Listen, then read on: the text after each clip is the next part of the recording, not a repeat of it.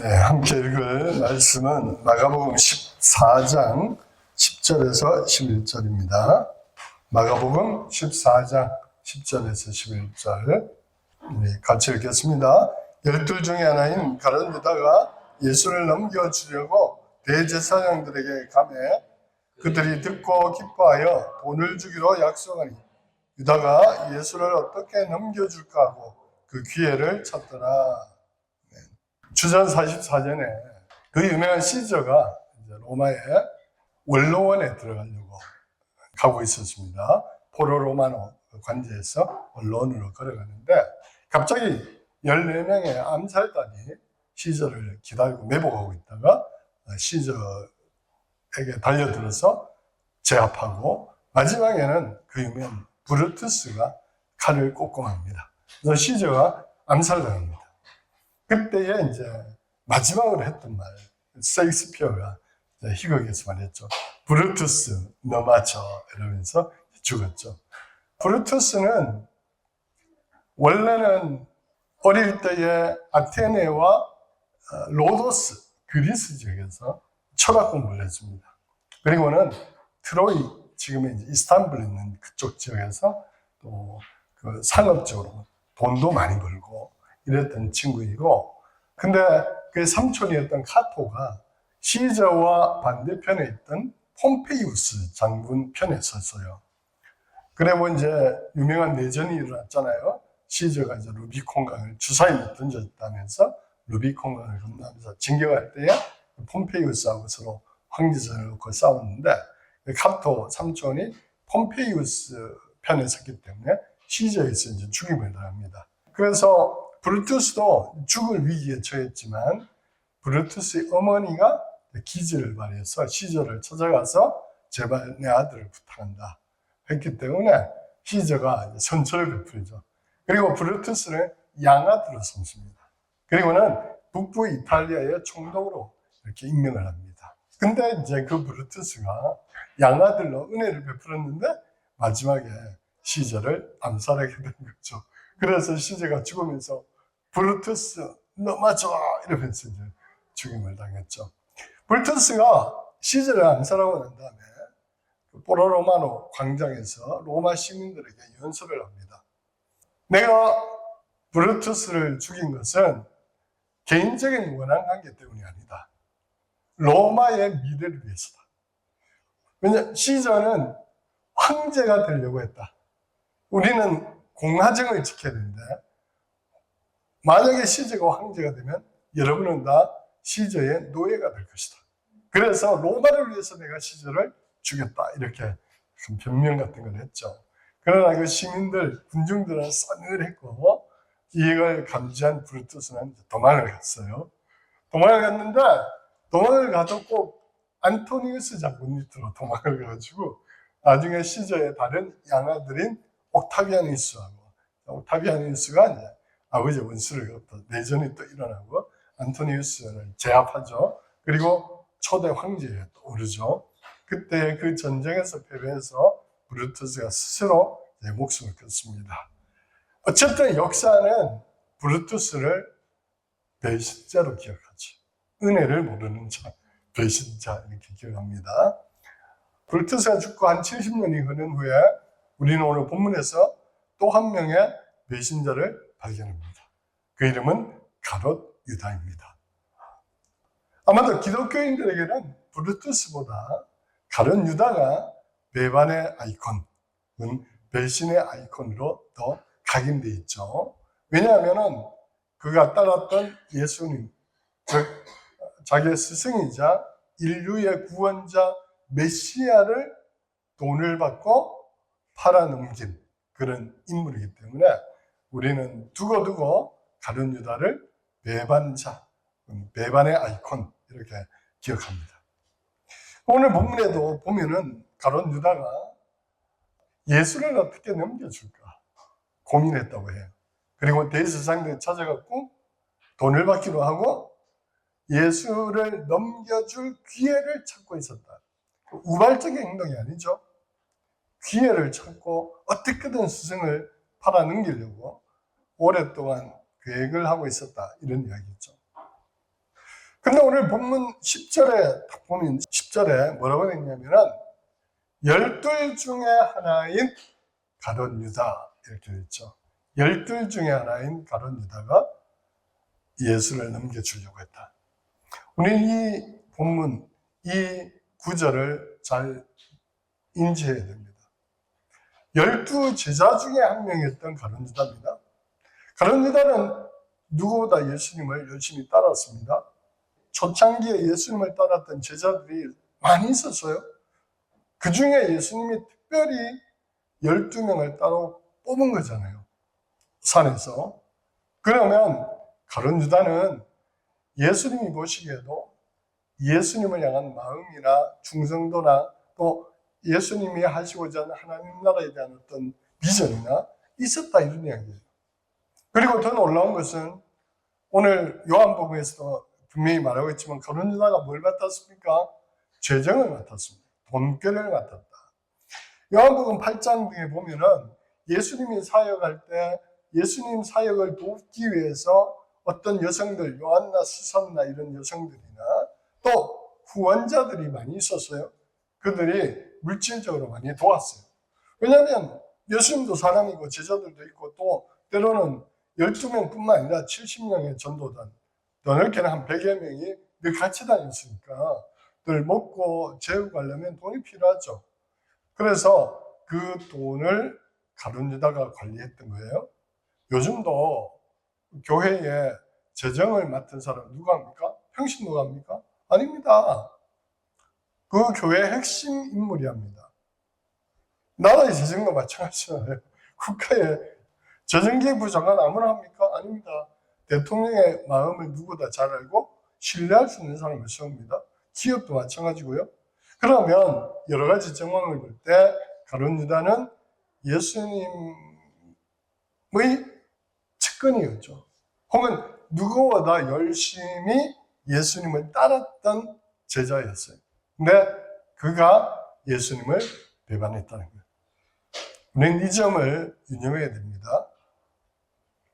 교회 역사적으로도 보면 교회를 심각하게 훼손하거나 하나님 나라에 대한 명예를 실추시키거나 교회 공동체를 힘들게 하는 그런 일들이 늘 있어 왔죠.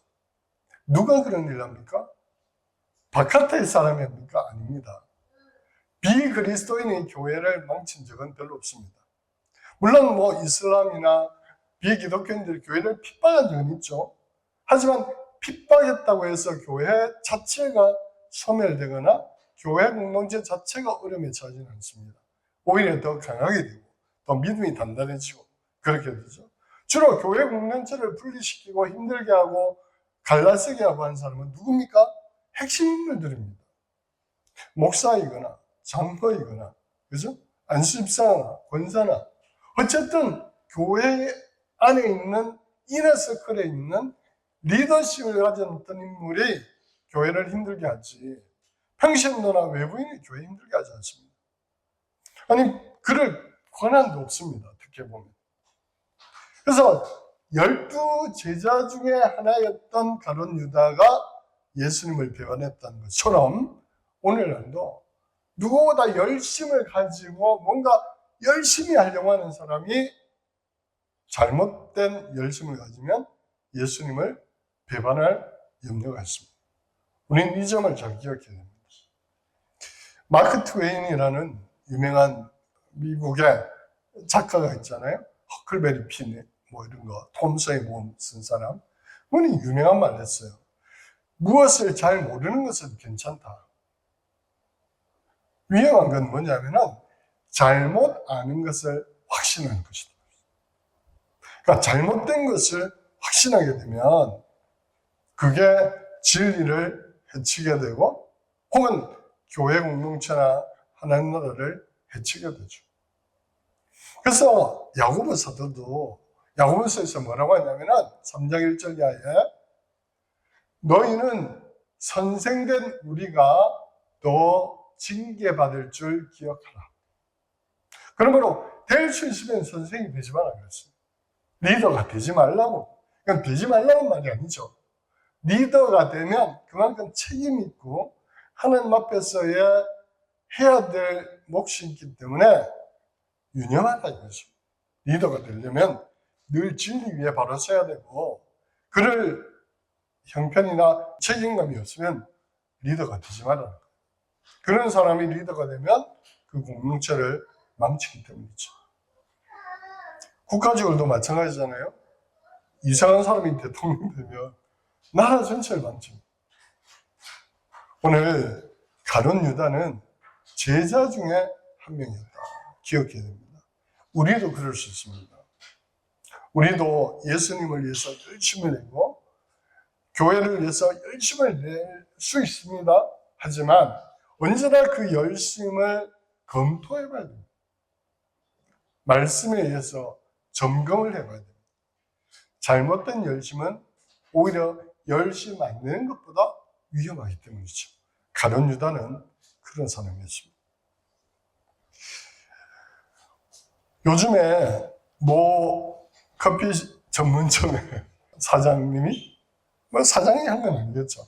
일단 기획자가 탱크데이 뭐 이래가지고 지금 난리가 났잖아요. 저도 그 커피숍에 로고가 찍힌 컵이 몇 개 있는데 좀 사용하지도 못하고 텀블러도 좀 사용 못하고 그 마크를 지워야 되나 이러고 있어요. 그렇잖아요. 그리고 사람들이 선물로 막 보내준 쿠폰도 가지고 몇 개 있는데 쓰지도 못하고 눈치 보내가지고 왜 국민들이 고생하냐 이 말이에요. 리더 한 명이 잘못된 인식과 잘못된 역사를 가지고 하니까 회사 전체가 어려워지고, 아니 국민 전체가 불편하게 만드는 이상한 그런, 마찬가지로 우리는 늘 조심해야 되는 거죠. 참 안타깝기는 잘못된 확신과 열심을 가진 사람이 또 리더가 되고자 하는 열정이 있어요. 그래서 늘 공동체나 교회에 해를 끼치는 거죠. 우리는 이 부분에 있어서 철저하게 우리 자신을 돌아볼 수 있기를, 늘 점검하기를 진심으로 축복합니다. 자, 그러면 가룟 유다는 왜 예수님을 팔아는 계기로 마음먹었을까요? 저는 두 가지로 정리하고 싶습니다. 우선은 가룟 유다뿐만 아니라 제자들이 생각했던 하나님 나라와 예수님이 실제로 펼친 하나님 나라의 차이 때문이죠. 여러 번 이야기했지만 제자들은 여전히 이스라엘 사람들이었어요. 그리고 이스라엘의 전통 속에서 자랐어요. 그리고 오랫동안 제사장들과 서기관들, 바리새파가 가르쳐왔던 메시아관을 가지고 있었어요. 그 메시아관은 뭡니까?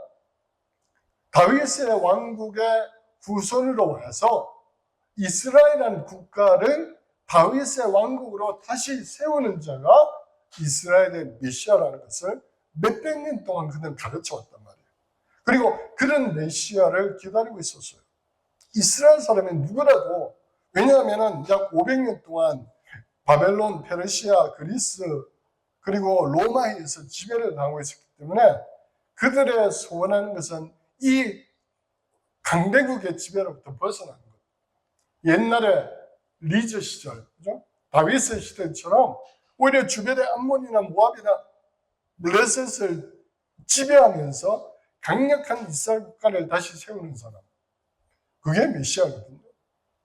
그들은 구약을 그렇게 이해했어요. 또 그렇게 배워왔어요. 이스라엘 사람이 누구한테 물어봐도 메시아는 그런 인물이에요. 제자들도 이스라엘 사람들이었기 때문에 지금까지 예수님 십자가 지기 직전까지도 제자들도 다 그렇게 생각했어요. 여전히 그런 기대감을 가지고 있었다고. 그런데 정작 예수님은 다른 일을 하실 거예요. 뭐 군사를 모으거나, 그죠? 6월절에 사람을 끌어모아가지고 빌라도를 몰아내는 어떤 행동을 하거나, 여기에는 전혀 관심이 없으시고 여전히 가난한 자 먹이고 배고픈 자 먹이고 헐벗은 자 입히고 병든 자 고치고, 전혀 이스라엘의 왕으로서 해야 될 일은 관심이 없고, 오히려 지금 임박한 6월절이 되면 그 일을 해야 되는데 전혀 다른 일을 하고 계시거든요. 그러니까 제자들 마음속에서도 의심병이 슬슬 생겼단 말이에요. 이분이 맞나? 세례요한도 의심했잖아요. 세례요한도 감옥에 갇혀 있으면서 메시아를 메시아라고 자기가 직접 세례를 줬잖아요. 그 세례요한조차도 그런 메시아를 기대하고 있었거든요. 그리고 그런 메시아가 나를 감옥에서 꺼내주기를 소원하고 있었는데, 들리는 소리는 전혀 그런 게 아닌 거예요. 그래서 제자를 보내가지고 당신이 오실 메시아가 맞냐고 세례요한도 물어봤잖아요. 그러니까 제자들도 가룟 유다뿐만 아니고 그 계획이 있었어요, 사실. 그들이 기대했던 메시아가 아닌 것 같은, 왠지 뭔가 불안한, 왠지 뭔가 잘못되어 가고 있다는 듯한 생각은 가지고 있었어요. 하지만 다른 제자들은 행동에 옮기지는 않았죠. 비록 의심쩍었지만, 뭔가 잘못되어 가고 있다는 생각이 들었지만, 그래도 우리의 선생님이 이스라엘의 메시아가 맞고, 이분이 뭔가 우리가 생각하지 못한 위대한 일을 할 거야 라는 믿음이 있었죠. 하지만 가룟 유다는 그걸 버렸던 거죠. 그리고 두 번째는, 그러고 있던 차에 아마도 향유 사건이 가룟 유다의 마음에 딱 불을 땡긴 것 같아요. 요즘 흔히 말하는 말로 트리거가 된 거죠. 방아쇠를 땡긴 거죠. 안 그래도 의심하고 있던 차에, 미심쩍어하고 있던 차에 공개적으로 가룟 유다가 망신을 당했잖아요. 자기 딴에는 선한 의도로 이야기했단 말이에요. 이 돈을 팔아서 가난한 자들에게 나눠주는 것이 어떠냐. 그리고 그 일이 예수님이 해왔던 일에 부합하는 거거든요. 아니 300데나리온 되는 돈을 예수님이 자기를 허비하는 것은 자기가 의심스러웠게 이때가 지켜본 예수님이 아니란 말이에요. 그래서 선의의 의도로 했는데 예수님 오히려 그만두어라 하고 여인을 칭찬하고, 아마 이 사건이 가룟 유다의 가슴에 불을 지핀 것 같아요. 본문도 이 사건 이후에 가룟 유다가 예수를 팔려고 나갔더라고 기록하고 있잖아요. 우리도 살다 보면 다 우리 마음속에도 가룟 유다 비슷한 게 다 있습니다. 여러분, 어떤 교회도 완벽한 교회는 없습니다. 어떤 이상적인 교회라고 하는 가해서 생활하다 보면 내 마음에 안 드는 게 있고요. 나하고 생각이 다를 수 있고요. 때로는 목사님이 설교했는데 꼭 나를 나부는 거 전혀 그런 의도가 안 돼. 목사는 전체 대충을 향해서 하는데 하필 그날은 저 목사 나를 이런 생각이 들 수 있어요. 혹은 어떨 때는 저 목사가 오늘 왜 소리 하나 이런 생각이 들 수 있고, 혹은 저 집사가 오늘 왜 내 마음을 끌지 이런 거 있어요. 어딜 가나 있어요. 어딜 가나. 그죠? 그 무슨 불변의 법칙 있잖아요. 총량의 법칙. 어딜 가나 빌런은 있어. 어딜 가나. 그죠? 아니, 어딜 가나. 아니, 서울에 실어서 나 제주도 왔는데, 제주도에도 있어요. 그런 사람은. 어느 공동체나. 그게 문제가 아니에요. 다른 제자들은 그런 상황에서 그걸 한번 참아낸 거예요. 예수님의 다른 의도가 있겠지. 지금은 우리가 비록 다 이해할 수 없어도 뭔가 예수님이 이루시는 하나님 나라가 있을 거야 라는 것을, 그걸 받았던 거죠. 하지만 가룟 유다는 자기 생각을 예수님 생각 위에 둔 거죠. 그리고는 이런 예수라면 얻는 게 낫겠다 하고 스승을 배반한 거죠. 아까 마크 트웨인 이야기했는데, 허클베리 핀에 보면 주인공이 허크잖아요. 허크는 백인아이인데, 허클베리가 살던 그 시대가 노예가 한참이던 미국 남부 미시시피주잖아요. 그러니까 얘는 태어나서부터 늘 이웃집 왓슨 아주머니도 그렇고 주변에 늘 교회를 다 나가는 사람들에게 너 기도 열심히 하면 너가 원하는 거 다 이루어져. 너 열심히 기도해야 돼. 듣고 자랐어요. 그리고 또 그 교회를 열심히 나가는 사람들이 노예는 정당하다는 이야기를 듣고 자랐어요.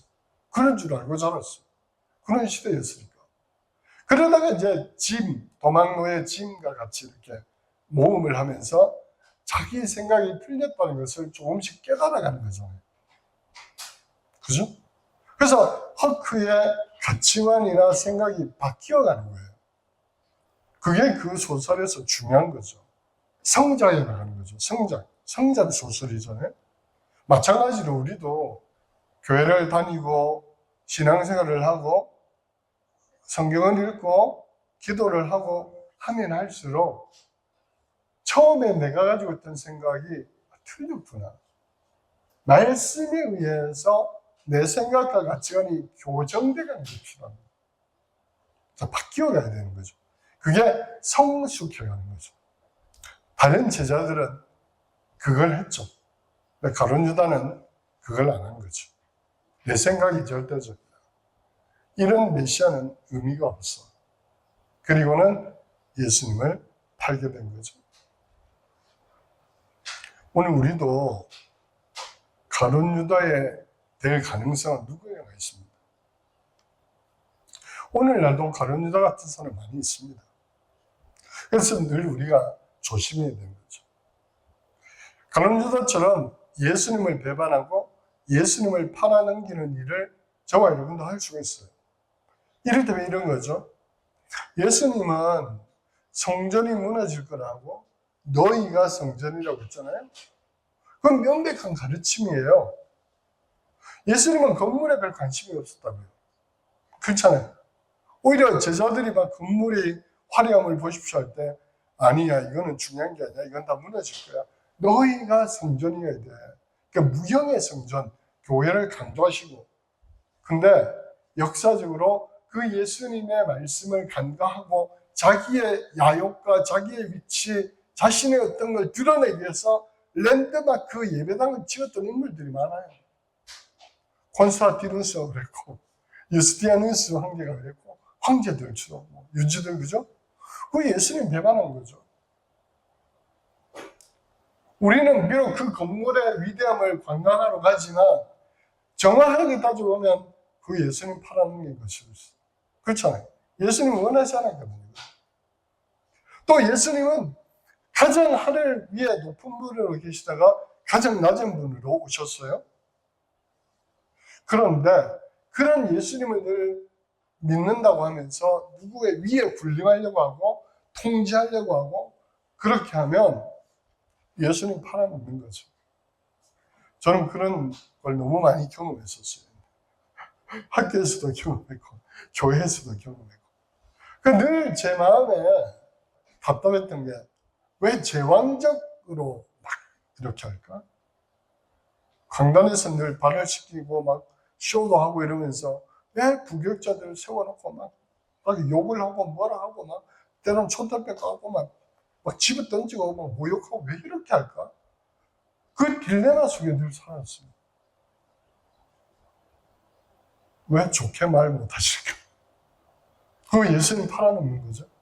가정에서도 마찬가지입니다, 여러분. 부부 간에도, 부모와 자녀 간에도 다 똑같죠. 분명히 말씀에 에베소서나 그죠? 말씀에 분명히 예수님을 사랑하듯이 남편을 사랑하라 그랬고, 또 예수님이 교회를 사랑하듯이 남편들과 아내를 그렇게 사랑하라고 했잖아요. 근데 남편이나 아내의 마음을 상하게 하고 군림하려 들고 막 그렇다면은 예수님 팔아먹는 거죠. 우리 아이들에게도 너희 자녀들을 노엽게 하지 말라고 분명히 말씀했잖아요. 근데 가끔 우리가 부모로서 내 성질을 못 이겨가지고 우리 아이에게 뭐라고 해요? 이렇게 화풀이 한다면 그것도 어떤 의미에서 예수님 배반하는 거죠. 그러니까 큰 것에서 작은 것까지 우리도 유념하지 않으면 가룟 유다와 같은 일을 할 가능성이 있는 거죠. 그래서 늘 우리 자신을 돌아봐야 되고 어떻게 하면 말씀처럼 살까를 고민해야 되겠죠. 말씀을 맺습니다. 가룟 유다는 배신의 아이콘으로 지금도 자리 잡고 있습니다. 우리는 가룟 유다가 되면 안 되죠. 예수님이 하시고자 하는 하나님 나라 일을 염두에 두고 어떻게 하면 내가 거기에 나를 맞출까를 고민해야 되죠. 그런 사람이 돼요. 근데 한 가지 감사한 거는 혹은 안심할 수 있는 것은 하나님은 가룟 유다의 배신도 사용하셔서 섭리로 만들어 가셨다는 점이죠. 예수님의 십자가형을 가룟 유다가 배신했지만 그걸 도구적으로 활용해서 오히려 그 악을 선으로 바꾸시고 또 인류의 구원을 만들어 가셨던 분이 하나님이시다. 그래서 우리 안에 있는 늘 가룟 유다가 있겠지만 하나님의 나라 교회 공동체는 파괴되지는 않는다. 왜? 하나님께서 섭리로 감싸려 합니다. 그래서 우리 감사합니다. 하지만 굳이 내가 가룟 유다가 될 필요는 없다. 나는 베드로는 그죠?